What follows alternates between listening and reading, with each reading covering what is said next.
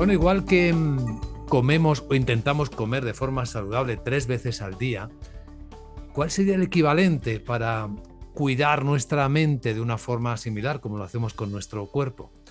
Es una alegría y un lujo poder saludar en Capital Radio a don Mario Alonso Puig. Es médico, es fellow en cirugía por Harvard University Medical School y ha elegido como una de las misiones de su vida ayudar a las personas a potenciar sus capacidades. Lo hace de muchas maneras, como conferenciante, trabajando con directivos y como escritor. Doctor Alonso Puig, gracias por acompañarnos. Muchas gracias por la invitación, encantadísimo estar con todos vosotros. Pues con ese hilo conductor y aprovechando que estamos celebrando días, reflexiones sobre la salud mental de los ciudadanos, ¿usted cómo respondería a esa pregunta? Porque nos interesa mucho comer de forma saludable, pero ¿cómo cuidar de forma saludable nuestra mente? Vamos a ver, si a mí se me pidiera elegir solamente tres elementos que son fundamentales para tener salud mental, el primero, sin género de duda, diría que es el ejercicio físico. Y voy a explicar por qué.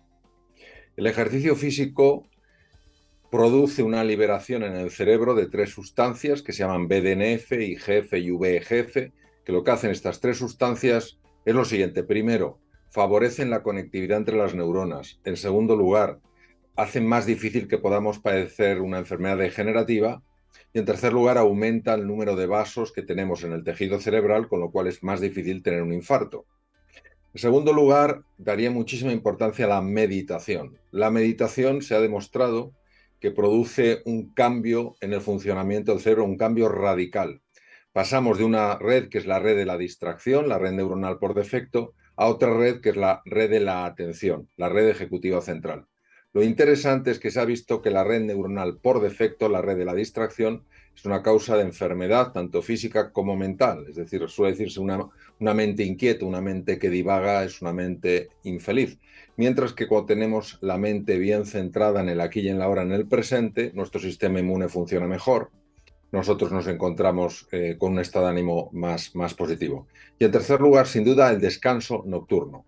El descanso nocturno activa dentro de lo que es el sistema nervioso, activa especialmente el sistema nervioso parasimpático. El sistema nervioso parasimpático es esencial para recuperar el organismo. Entonces, estos tres elementos combinados ayudan muchísimo a no padecer, no solo ya enfermedades, lo que consideramos o llamamos enfermedades mentales, sino también enfermedades físicas. Doctor, por cierto, hemos escuchado mucho después de la pandemia que nuestra salud mental ha quedado tocada. Me pregunto si usted ha observado algo al respecto. Bueno, hay un cuadro que se describió hace ya años, después de la guerra de Vietnam. Obviamente ya había situaciones parecidas, no se había etiquetado qué es lo que se llama el síndrome de estrés postraumático. El síndrome de estrés postraumático no solamente se produce cuando hay un conflicto bélico, en situaciones muy tensas, sino también en momentos que verdaderamente los vivimos con gran angustia.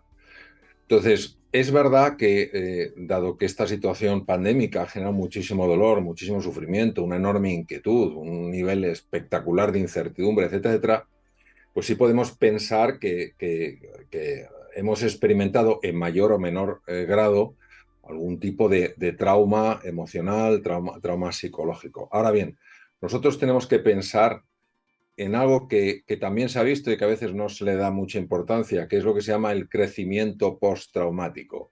Es decir, muchos traumas nos llevan a mejorar, nos llevan a darnos cuenta de cosas de las que no nos habíamos dado cuenta. Por ejemplo, yo creo que nos hemos dado cuenta de lo muchísimo que nos necesitamos unos a otros. De hasta qué punto pues valoramos cosas que a lo mejor antes no las valorábamos, como salir a dar un paseo, tomar una cervecita con unos amigos, etcétera, etcétera. Entonces yo creo que tenemos que poner sobre todo el foco en lo que hemos aprendido, el foco en lo que hemos descubierto y no solamente poner el foco pues, en todo ese dolor y en todo ese sufrimiento experimentado. Bueno, tenemos que ser conscientes también seguramente de que tenemos herramientas para hacerlo y para conseguirlo, y a usted le debemos pues tener disponibles muchas de ellas, manuales prácticos estupendos. Yo todavía estoy disfrutando del libro último, Resetea tu mente, resetear la mente, reinventarse. La verdad es que su trabajo insisten en que es posible modificar lo que no nos funciona o se ha desviado del camino, y puede ser este un ejemplo de lo que nos ha ocurrido durante el tiempo de la pandemia. Yo le pregunto, don Mario Alonso Puig, ¿cómo autodiagnosticarnos correctamente, de una forma solvente, para poder trabajarnos mejor? Bueno, es también una gran pregunta. Vamos a ver, hay cosas que inevitablemente nosotros no vamos a ver, ¿eh? Y vamos a necesitar escuchar a otras personas que de alguna manera están viendo lo que nosotros no estamos viendo. Tenemos que tener esa disposición abierta y humilde a reconocer que solo tenemos acceso a un punto de vista y que hay cosas que podemos estar haciendo y que nosotros no vemos. Desde el punto de vista de darse cuenta cuando una persona realmente eh, tiene que ser especialmente cuidadosa porque empieza a haber datos de que algo no está funcionando bien, fundamentalmente cuando esa persona se nota especialmente irritable, pero no de forma puntual, sino que ya todo tensa, todo molesta, todo incomoda, o cuando lo ve todo gris o oscuro, es decir, parece que no hay nada alegre, no hay nada ilusionante bajo el sol, parece que todo es negativo, es malo, o cuando cae muchas veces en una situación de apatía. Apatía que es sencillamente es que me da igual todo.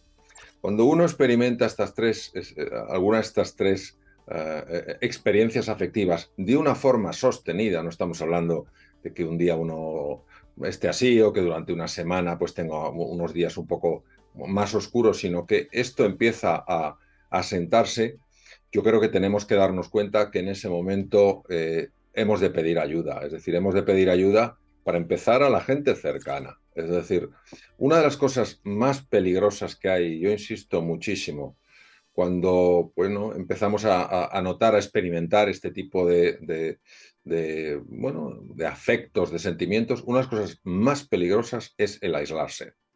Porque la mente humana tiene la capacidad, y está más que visto y más que demostrado, la mente humana tiene la capacidad de intensificar y prolongar el sufrimiento. Es decir, de presentarnos las cosas mucho peor de lo que son.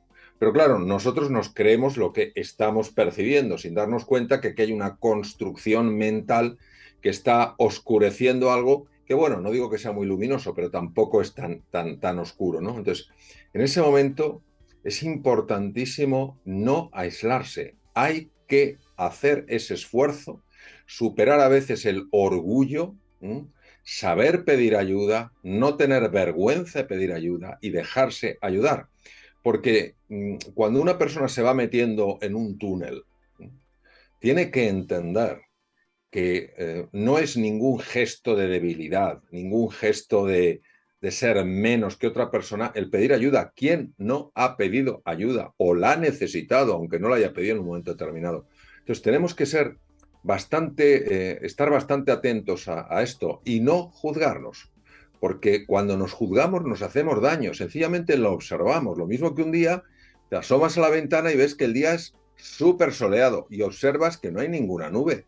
Y otro día, pues ves que está todo lleno de nubes y de hecho no consigues divisar el sol, ¿no? Entonces, convertirnos mucho más en observadores de nosotros mismos que en enjuiciadores. Porque nos hemos hecho unos expertos en acusar, en juzgar, en condenar y en castigar. Y entonces, claro, empezamos a decir, no sé qué, pues empezamos a caer en este barullo mental que se llama rumiación mental, que hace muchísimo daño y que por sí solo puede empeorar cualquier enfermedad física y cualquier enfermedad mental. Bueno, la mayoría de nosotros, doctor Mario Alonso Puig, decimos, vamos tirando, ¿no? Nos encontramos en una situación, es muy habitual que pidamos ayuda a la gente más cercana, pero la pregunta va un poco más allá. Puede que luego volvamos al punto de partida. ¿En qué momento debemos saber que ese recurso de las personas cercanas, ese recurso de abrirse a lo conocido, es insuficiente y necesitamos un paso más adelante, ayuda profesional? ¿Dónde está ahí la línea que debe servir de alarma?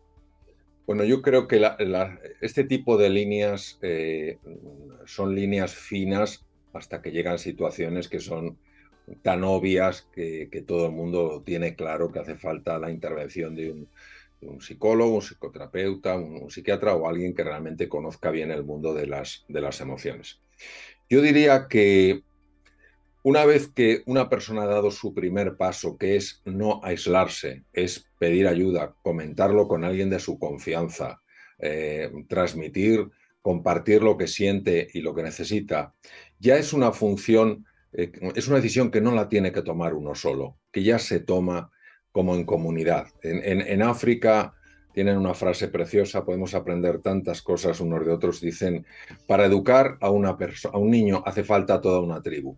Pues todos nosotros tenemos que sentir ese acompañamiento. Entonces hay un momento en el que verdaderamente caemos en la cuenta de que el tipo de ayuda que estamos recibiendo, el tipo de ayuda que estamos dando es insuficiente para marcar un punto diferencial. Y en ese momento es cuando sencillamente hay que explorar la posibilidad de acceder a un profesional que pueda dar una perspectiva, una herramienta, una forma diferente de ver las cosas y que eso ayude obviamente a salir, a sacar la cabeza y volver a recuperar la ilusión. Conócete a ti mismo, decían los clásicos griegos, nuestros clásicos griegos. Y hoy en esta conversación ese era el simple objetivo, de intentar conocer un poco mejor nuestra mente, nuestros dos cerebros, que eso nos lo ha enseñado usted muy bien, o tres, ¿no? Porque hay una escuela que dice que en el estómago tenemos también una importante cantidad de neuronas, ¿no? Sí, bueno, efectivamente hay dos hemisferios. Resetea tu mente habla sobre todo de los dos hemisferios que forman parte del cerebro intracraneal, de lo que es el encéfalo. Luego hay otro cerebro, que es el cerebro entérico, el sistema nervioso entérico, unos 500 millones de neuronas en el tubo digestivo. Hay un tercer cerebro, que es el corazón. El corazón tiene 40.000 neuronas, muchas de ellas parecidas a las neuronas de la memoria que hay en el cerebro intracraneal. Están intercambiando información los tres y podría haber un cuarto cerebro distribuido en la musculatura. Desde luego, a nivel celular, sabemos que las células funcionan como microprocesadores, es decir, que en el fondo podemos decir que cada estructura que compone lo que es la naturaleza humana tiene una inteligencia. Me imagino que el mejor cuidado es mantenerlas activas, ¿no? Desde luego, desde luego, desde luego. Don Mario Alonso Puig, como siempre, un placer. Gracias por compartir esta conversación con nosotros en Capital Radio. Le deseamos lo mejor. Y yo a todos ustedes, muchísimas gracias.